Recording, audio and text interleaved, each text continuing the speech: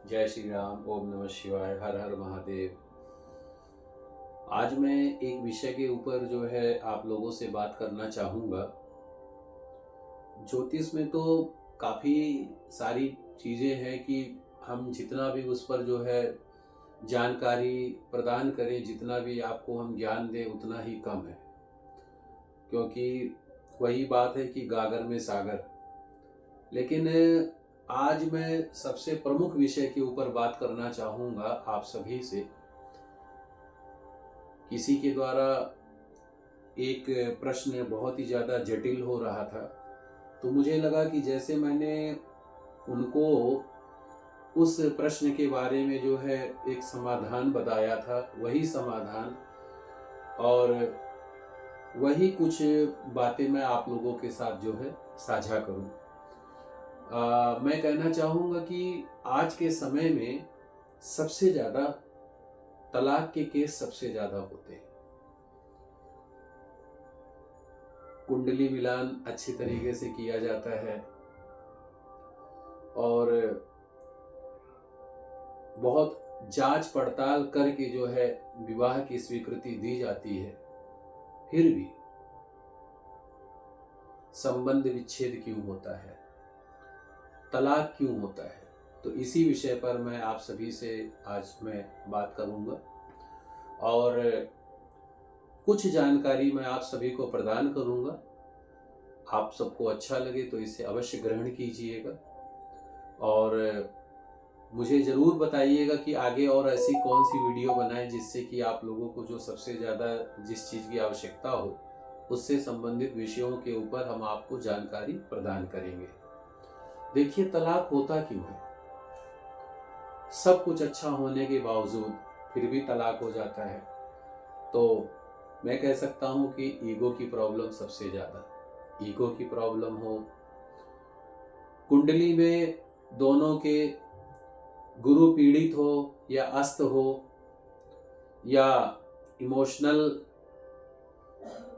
जानकारी, इमोशनल आपसी सहमति का ना होना, विश्वास का ना होना, या लड़के में नशे की प्रवृत्ति का ज़्यादा होना, या फिर ज़्यादा गुस्सा होना, झूठ, रिश्तों में झूठ या अपमान, या व्यवहार में जो है अनैतिकता, पैसे की दिक्कत, मनी प्रॉब्लम, अविश्वास की भावना ज़्यादा होना, तनाव का होना दोनों के बीच में, तो ये जो है तलाक की स्थिति उत्पन्न कर देता है। या फिर कई बार क्या होता है, जैसे लव मैरिज होता है, तो लव मैरिज तो बड़े अच्छे से मतलब कि ये होती प्रसन्नता होती है, फिर बाद में जब जो है जो पारिवारिक जो संस्कृतियां हैं उसका मेल मिलाप ना होना, आपसी समझ की कमी, या आपस में दोनों का बातचीत ना करना, पति पत्नी का एक दूसरे के लिए समय ना निकाल पाना, तो जो है तलाक का प्रमुख कारण होता है। तो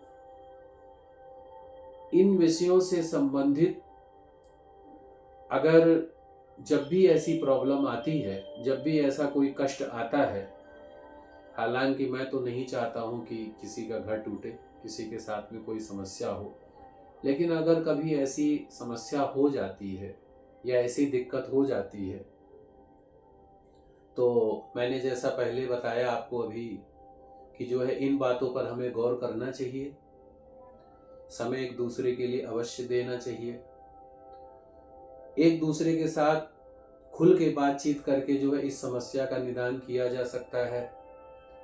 घर परिवार की जो परंपराएं होती हैं उन परंपराओं का एक दूसरे के समझ के द्वारा पालन करना जो है इस समस्या का निदान हो सकता है। या फिर अगर कोई गलतफहमी है, अविश्वास की भावना है, उस पर खुल के बातचीत की जा सकती है। माता पिता को बिठा करके, अपने बड़ों को बिठा करके, दोनों परिवारों को बिठा करके इस बारे में जो है बात खुल के करके जो हमारी जो गलत फहमियाँ हैं उन गलत फहमियों को दूर कर लेना चाहिए। और इसके अलावा कुंडली से अगर मैं देखता हूँ तो अगर पहला भाव, छठा भाव और 10वें भाव की दशा में जो है तलाक होने का ज़्यादा संकेत होता है।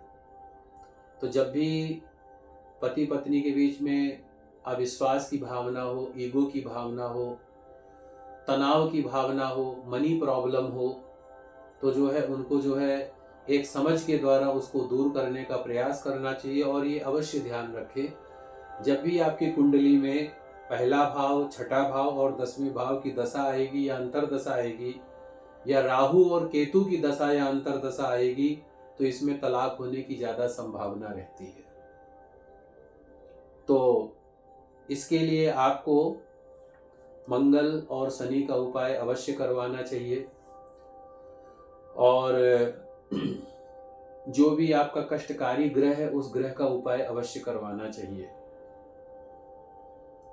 इसके अलावा गणपति अथर्वशीष और 10 महाविद्या में मातंगी स्तोत्र का पाठ करवाना चाहिए। और एक बात खास करके ये ध्यान अवश्य रखना चाहिए, जब भी तलाक होने की नौबत आए तो अपने हम उम्र के लोगों से सलाह बिल्कुल नहीं लेनी चाहिए, या किसी शादीशुदा व्यक्ति से भी सलाह नहीं लेना चाहिए। तो और एक बात और ये ध्यान रखिए, गोचर कुंडली में 7वें भाव में जब भी शनि या राहु आता है, या सप्तमेश शनि राहु के साथ में आ जाता है, तो जो है तलाक की संभावना होने का ज़्यादा संकेत होता है। तो इसीलिए ग्रह का उपाय करवाएं, मातंगी महाविद्या स्तोत्र का पाठ करवाएं। कितनी संख्या में करवाएंगे, किस समय करवाएंगे, ये आप हमें जो है अलग से जो है आप हमसे पूछ सकते हैं, मैं आपको बता सकता हूँ।